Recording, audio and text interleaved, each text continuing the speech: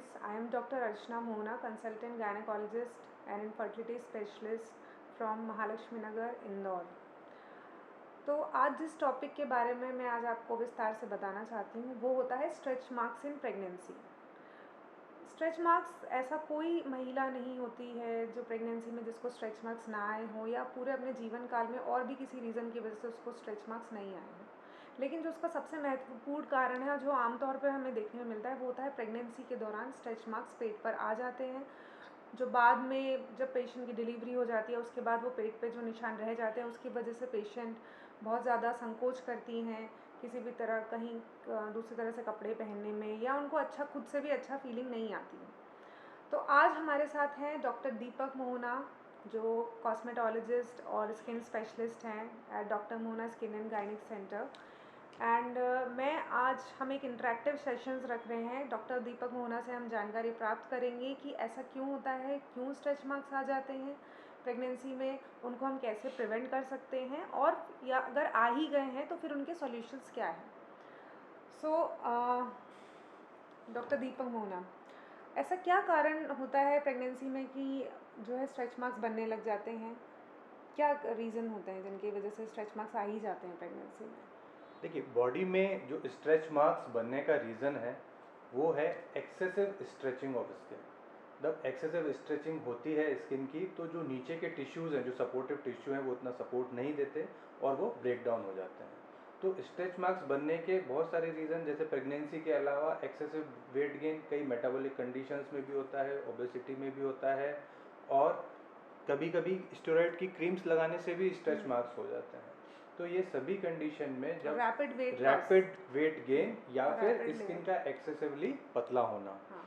तो stretch marks उसके ही resultant तौर पे होता है।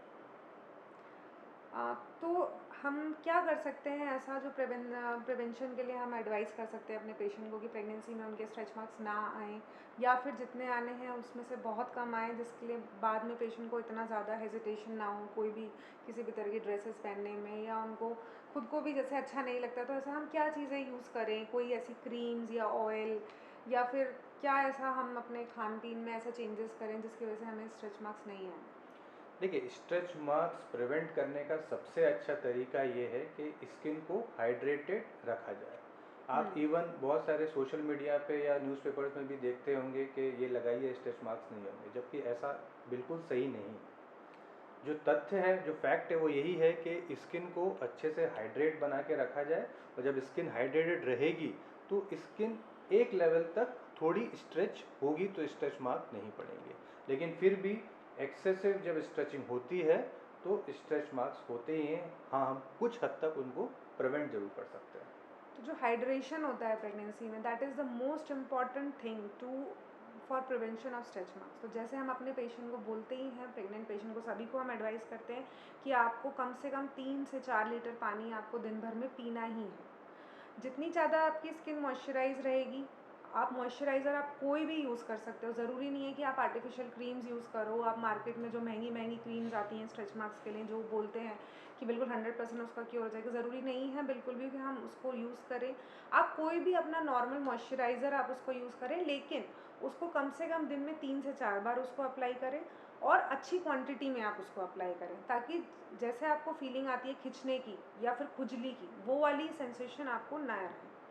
दूसरा, मैं एक कुछ एडवाइस ये भी देना चाहती हूँ, जैसे प्रेगनेंसी में जब स्ट्रेच मार्क्स आते हैं तो कुछ लोगों के मन में भ्रांतियाँ होती हैं कि स्ट्रेच मार्क्स जो होते हैं ज़्यादा खुजाने की वजह से आ जाते हैं प्रेगनेंसी में, कि जैसे जो खुजली होती है पेट पे, तो उसको हम किस तरह से प्रिवेंट कर सकते हैं? क्या हम एडवाइस कर सकते हैं कि खुजली प्रिवेंट करने के लिए हम पेशेंट को क्या बताएं? इचिंग प्रिवेंट करने के लिए स्किन में सबसे अच्छा तरीका मॉइस्चराइजेशन का ही है। जैसा आपने पहले फोकस किया हाइड्रेशन के लिए, तो जो एक्सेस जो adequate amount of water intake रखना है, और ऐसे फ्रूट्स खाना है जिसमें कि वाटर कंटेंट ज़्यादा हो, और ऊपर से जो क्रीम्स मॉइस्चराइज के लिए जो यूज़ होती हैं वो भी यूज़ करना है। और उसका सबसे इम्पोर्टेंट तरीका ये है कि एक लिबरल अमाउंट में लगाएं, मतलब अच्छे ज़्यादा अमाउंट में लगाएं, और नहाने के विदिन 3 मिनट्स ही लगा लें, तो वो मॉइस्चर पूरा ट्रैप हो जाता है, जो कि लॉन्ग लास्टिंग रिजल्ट्स देता है। तो अगर स्किन ड्राई होगी नहीं तो वहाँ पे इचिंग नहीं होगी, और जब इचिंग नहीं होगी तो इचिंग करना नहीं होगा, तो वहाँ पे स्ट्रेच मार्क्स का फॉर्मेशन भी नहीं होगा। तो जैसे डॉक्टर दीपक मोहना ने बोला, कोई भी मॉइस्चराइज़र आप अप्लाई कर सकते हैं, कोई भी थिक अमाउंट ऑफ ऑयल भी आप यूज़ कर सकते हैं, जैसे बहुत अच्छा होता है अपना कोकोनट ऑयल, आप ऑलिव ऑयल भी यूज़ कर सकते हैं, आप आलमंड ऑयल भी यूज़ कर सकते हैं। बेसिकली उसको आपको यूज़ करना है दिन में 3 से 4 बार, आपको उस एरिया को पूरा मॉइस्चराइज़ रखना है। और उसका जो एप्लीकेशन का तरीका होता है कि पेट के नीचे से स्टार्ट करके हम ऊपर की तरफ हम उसको अप्लाई करते हैं। तो अगर आप ऐसा करेंगे तो काफ़ी हद तक हम अपने स्ट्रेच मार्क्स को प्रिवेंट कर सकते हैं।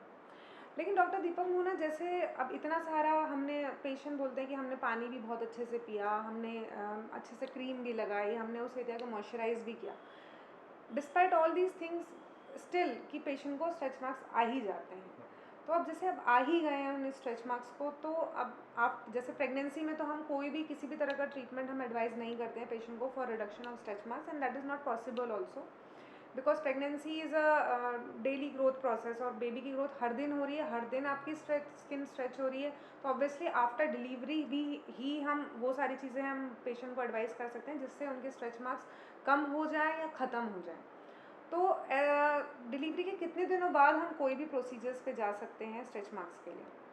जी, इसमें डिलीवरी के कम से कम 3 to 4 मंथ्स तक कोई ट्रीटमेंट नहीं लेना चाहिए। वो इसीलिए क्योंकि 3 to 4 मंथ्स तक बॉडी अपने आप ही उनसे रिकवर होने की कोशिश करती है, एक नेचुरल फिनोमेना है।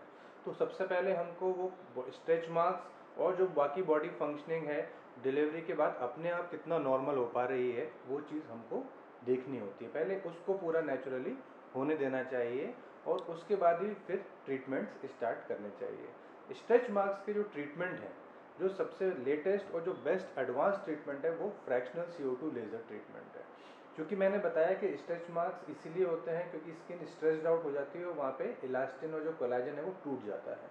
तो फ्रैक्शनल CO2 लेज़र ट्रीटमेंट से हम माइक्रोस्कोपिक थर्मल जोन्स क्रिएट करते हैं और इन माइक्रोस्कोपिक थर्मल जोन से नया नया टिश्यू बनता है, इसको कोलेजन इंडक्शन बोलते हैं। और इस कोलेजन इंडक्शन से जब नया टिश्यू बनेगा तो एक जैसे रीबिल्डिंग होती है, उस पूरे स्ट्रेच मार्क्स के एरिया में जब रीबिल्डिंग होगी कोलेजन की तो एक नया टिश्यू फॉर्मेशन से एक नए सेल्स बनेंगे और वो टिश्यू से धीरे धीरे करके नई स्किन रिजुविनेट होती जाएगी और फिर ये धीरे धीरे करके जो पहले जैसे नॉर्मल स्किन थे वहाँ तक ये लौट पाएगी।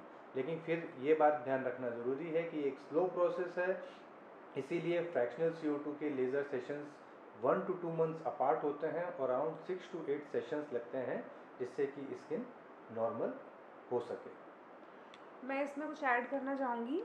जैसे डॉक्टर दीपक मोहना ने बहुत अच्छी तरह से बोला कि हमें फ्रैक्शनल CO2 लेज़र हमारे लिए इम्पॉर्टेंट होता है या हमारे लिए बहुत ज़्यादा यूज़फुल है, it is the latest advance technology. दूसरा, जो चीज़ें हम पेशेंट को आम तौर पे एडवाइस करते हैं कि आफ्टर डिलीवरी कम से कम 3 to 4 to 6 मंथ्स का आप गैप रखिए, अपनी बॉडी को आप अपना टाइम दीजिए हील करने के लिए, जिस प्रोसेस से आप गुजरे हो पूरा डिलीवरी एंड देन उसके बाद पिप्यूरियम का जो फेज़ होता है जिसमें बॉडी अपने आप अपने नॉर्मल लेवल पे आना चाहती है। तो सबसे पहले तो आपको कभी भी रैपिड वेट लॉस नहीं करना है। ये नहीं है कि हमारा वेट प्रेगनेंसी में 10 से 12 किलो बढ़ गया है तो हमें एक ही महीने में उसको कम करना है, ऐसा बिल्कुल नहीं सोचना है। Give time to your body and your baby also. तो 5 से 6 महीने के बाद आप अपना वेट लॉस की प्रक्रिया शुरू करें, but it should be gradual process. मतलब महीने में आपका 1 से 2 किलो का वज़न ही घटना चाहिए। दूसरे, आप कुछ एक्सरसाइजेज भी आप अपने जो कोर बिल्डिंग एक्सरसाइजेज होती हैं जो स्किन को फर्म रखती हैं, तो ऐसी एक्सरसाइजेज भी आप अपनी शेड्यूल में ऐड कर सकते हैं, that can also help you in reduction of stretch marks. तीसरी चीज़ है आपकी डाइट। डाइट में आपको, जैसे हमने पहले बताया, सबसे इम्पॉर्टेंट है आपका पानी, फिर उसके बाद में एक healthy nutritious diet rich in proteins and in green vegetables, so that will also prevent, या फिर उसको प्रिवेंट करने के लिए या फिर हम उसको बिल्कुल ख़त्म करने के लिए CO2 लेज़र के साथ भी हम ये सारी चीज़ें ऐड कर सकते हैं, जिनसे पेशेंट को काफ़ी फ़ायदा होता है और उनके स्ट्रेच मार्क्स जो है काफ़ी हद तक रिमूव हो जाते हैं। So I think this video will give you so much of advice about the stretch marks, and thank you for seeing this video, and we'll wait you for our next videos to carry forward with us. Thank you.